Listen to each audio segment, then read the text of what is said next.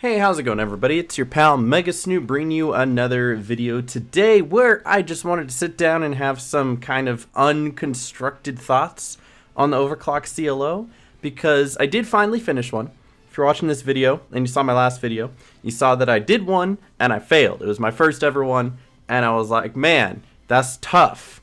And then I gave myself a couple days to prepare, gave myself some unites, and I went back in with some friends, and my second one went much better. So that's what you're seeing in the background now. I'm not going to show the full thing. I'm going to kind of cut up parts of it because it was nearly an hour long, because that's how long this boss takes to complete. So you will see little cut up parts of the boss itself as I'm going over and talking about the different parts. But this isn't really anything that I sat down and like wrote out a script for or anything I really have key points for.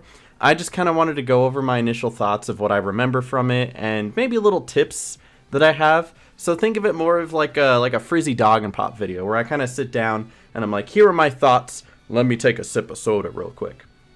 And then, you know, just allow you guys to kind of judge for yourself what you guys think. Start a discussion down in the comment section, stuff like that. But I do have some thoughts about this. First off thought was, this is very well done, right?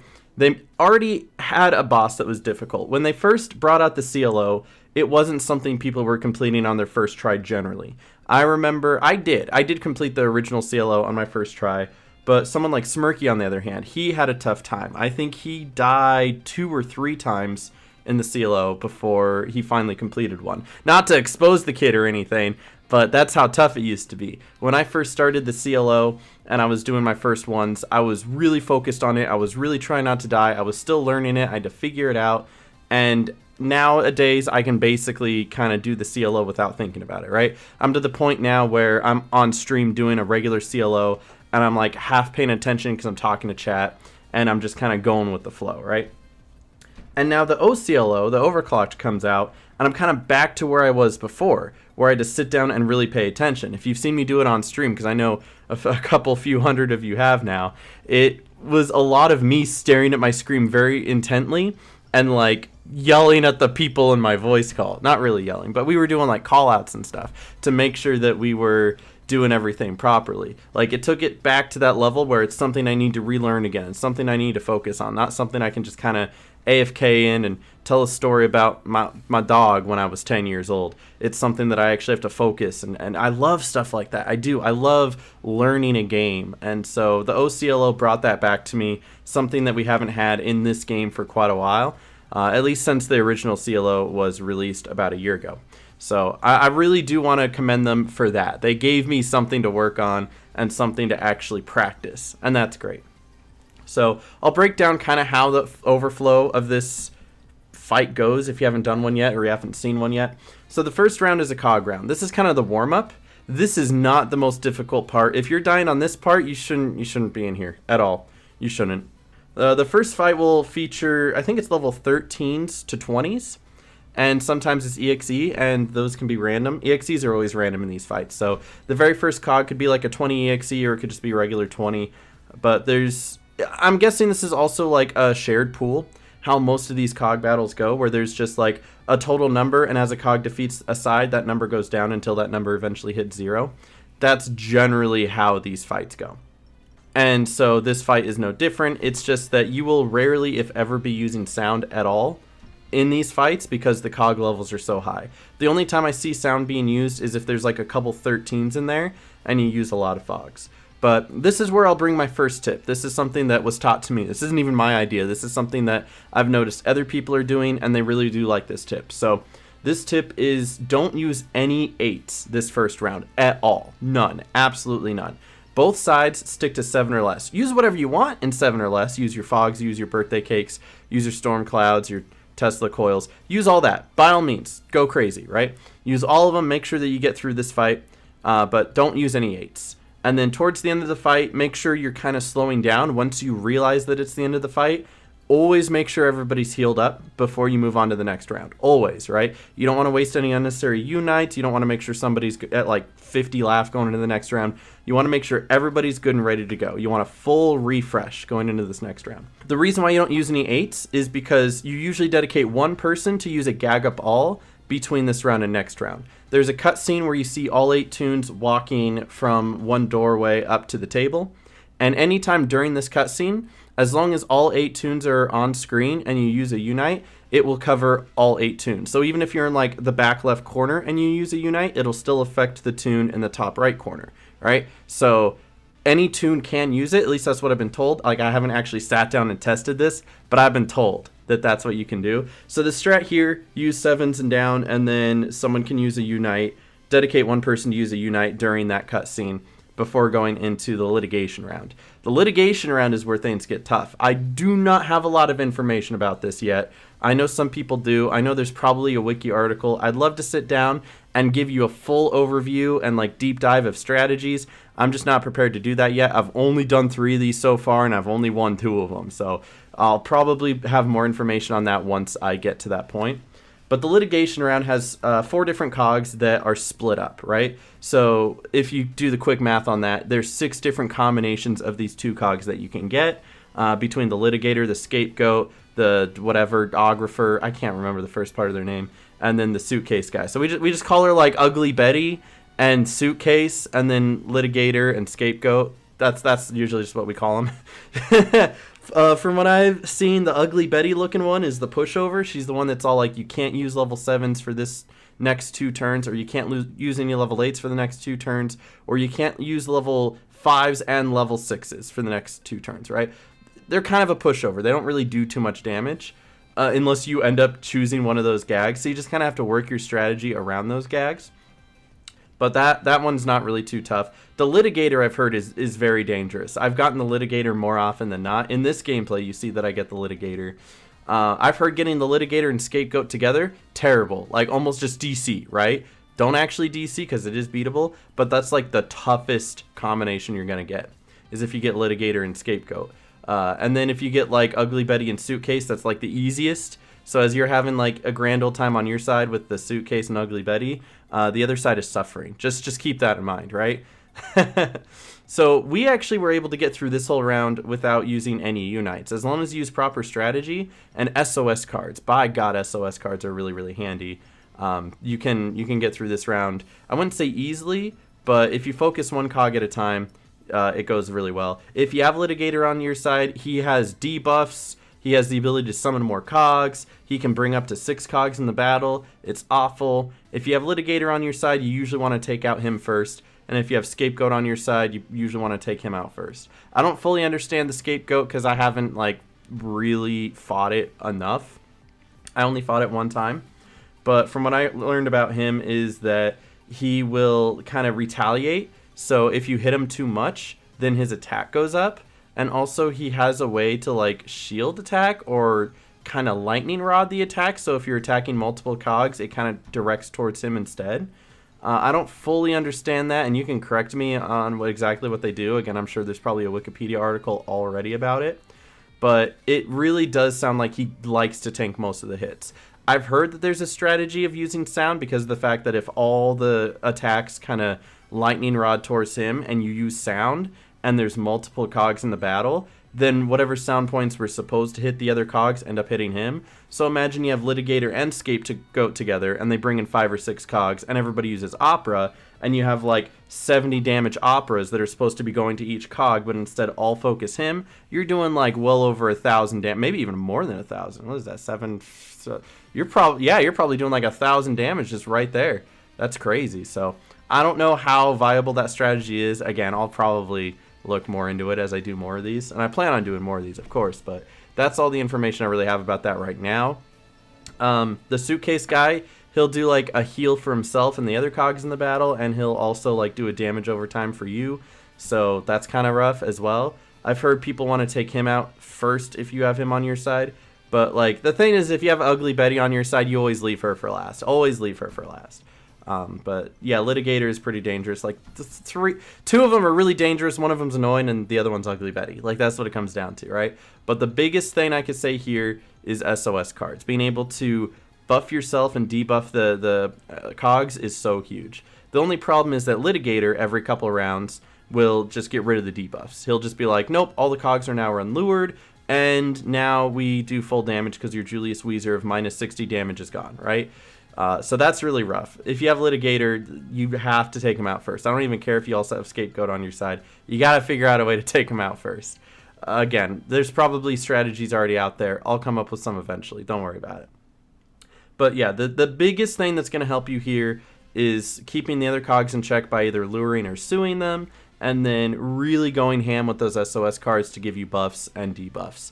Like, it is so underrated how good those are in these type of battles. You will not finish one of these battles without some of those. I mean, you probably could, but it's going to make your life a whole lot easier, right?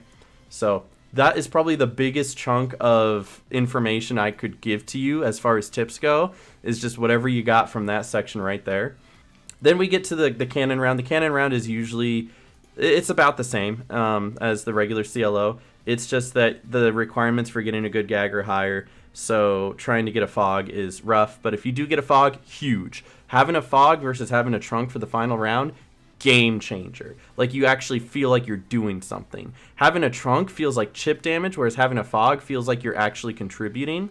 So if you can, get a fog. If not, trunk is going to do you okay, because I had a trunk for my second run of the night here, and I still got through just fine. But having a fog for this run was so huge. I felt like I was destroying everything that came along my path, and like I couldn't be defeated. It was something. But not everybody can get a fog. I realize that. If you're not even getting trunk, just DC. No, don't actually DC. But if you aren't getting trunk, you need to practice a little bit more. Go back into the regular CLO and practice. But this final area, it's all about making sure you stay alive. Like, hitting the CLO is so important. Don't get me wrong. It's so important. But staying alive is more important. There's one attack that I'm going to share with you guys. This is my strategy.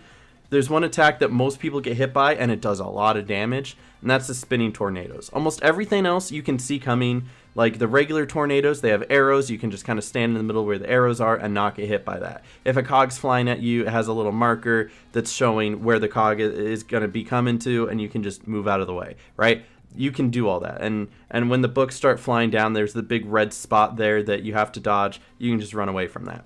But the spinning tornadoes are so rough because you have to time them, and they move so fast. Anytime I see the tornadoes, this is what I do, and I recommend, unless you're really good at timing it, this is what you should do. Turn around and run the other way. Just do that. Just turn around and run the other way. I do that so often. If I'm showing enough of this gameplay, you'll see it. Whenever there's a tornado, I stop, I reverse, I go the other way. Because I don't want to deal with timing it. And unlike the regular tornadoes, the ones that shoot out, the regular tornadoes will reach across the room. The spinning tornadoes go around about twice, and then they fizzle out. So as long as you just run to the wall, it's not going to reach you. You're going to be just fine. And staying alive is so important, right? This is the place where most of the unites come in handy. If you're going to use a unite, make sure you're around somebody. You don't necessarily have to coordinate with everybody like, hey, back to the room, everybody get together now. Like, nobody got time for that. You're going to go waste time. You're going to get hurt even more. If you need a unite, run towards someone else that you see that needs a unite and use one. That's the best thing I can recommend. Trying to coordinate it is going to waste time, slow you down, and get you even more hurt. So you need a unite, make sure you bring unites, because if you're not bringing unites, you shouldn't be going at all. Everybody that goes into this fight should have unites. Everybody. I've been running CFOs in my morning streams to make sure that I've got unites ready for this, right? So make sure that you have unites. And if you need a heal, find someone else that also needs a heal, and then pop it. And then just keep going. But staying alive is so important. If you feel like you can't dodge something, run away. Most important thing. Another big toon tip, this is something that I wanted to at least make a point of saying. Running forward is so much faster than running backwards. If you look like you're going to get hit by something, especially like the red mark on the ground where the books drop, running forward is going to be so much faster. If you need to, put your hand on the mouse and then sprint and then hold forward and turn. But trying to move backwards, like if the CLO is coming to run you over, trying to move backwards to get out of the way, it's going to take too long. You're going to get ran over. If you need to dodge something, move forward and turn. That is going to be so much better. You'll notice I do that a lot. I'll be like on the back side of a circle, and it looks like I'm about to get hit. And instead of, going backwards to try to get out of the circle, I run forward and turn and get out, because it's faster to do that, and you're going to get hit less. Getting hit less is the key to winning this. Doesn't matter how long you take, as long as you don't get hit. That's the point. You can't die if you don't get hit. Another point is that they do have a shield every single time they drop. Like, timing the drop, because the drop does hurt you, is big. So as soon as you get them through a trapdoor or a quicksand, make sure that you turn and look towards the middle of the screen. They're going to drop down, and make sure you're timing it. You always have to be looking. Don't go off of sound. You might be able to time it if you get really good at it. Until you really get that down, just always be looking. Just always be looking. It's the safe bet. But I always turn and I look, and then once they come down, they always got a shield. As soon as they come down, the first thing they do is a spin attack, so I wouldn't run up to it right away. If you go like diagonal corners of the CLO, apparently the spin attack doesn't hit you there. Better safe than sorry, and just not run up to it right away. And then wait for them to do the spin attack, and then go up and start trying to chip away that shield. If you need to, go up, hit the shield, run away. Go up, hit the shield, run away. Go up, hit the shield, run away. That's always the first priority. Don't worry about calling cogs. Don't worry about even like necessarily fixing the traps. It's a step-by-step process. The first step is always get rid of that shield. Make sure you get that done. Once that is done, then you can reevaluate, figure out if a trap needs to be helped, or call over a cog and get ready for it's done, right? But that shield is numero uno. It's priority number one. That's what you got to do first. And then, of course, at the end, when you get to do more and more damage and they barely have any health left, they're going to be doing attacks more frequently, and they're going to deal more damage. This is going back to the main point. It is so imperative to stay alive, because it's the final, I would say the final 600 health that most people die at. That is the crunch time. I've seen a lot of people go through their firsts on YouTube. Heck, my first on YouTube, we died when they had 200 health left, because that's where everybody was dying. Even like around 1,000, it starts picking up a bit, and it's kind of rough. So staying alive, number one. Don't do anything else if you're not staying alive, right? It's better to have you alive than at 20 health and, you know, one shot. And these things do a lot of damage. If you're under 60 health, heal. I don't care. You might be like Risky McGee out there. Under 60 health, heal. But yeah, this is a really fun thing to do, and I've completed a couple of these already. They do take about an hour, maybe an hour and a half, depending on your group. Our second group was a 7-man because somebody died right away. Like literally in the second cog round, they died really early. So if you're dying that early, it's really tough to try to want to continue on. If you have any less than 6 going into the CLO round, I just wouldn't continue. Yeah, but it is really imperative to stay alive. Having 8 people for all of these rounds is so helpful. We finished our first one here in under an hour. I think it took about 55 minutes. I haven't seen too many others that have been done in under an hour. And really, we only did it under an hour because we had really good communication. I think 7 of the 8 people, maybe all 8 of them that were in this, no, 7 of the 8, I think, that were in this were in a voice call.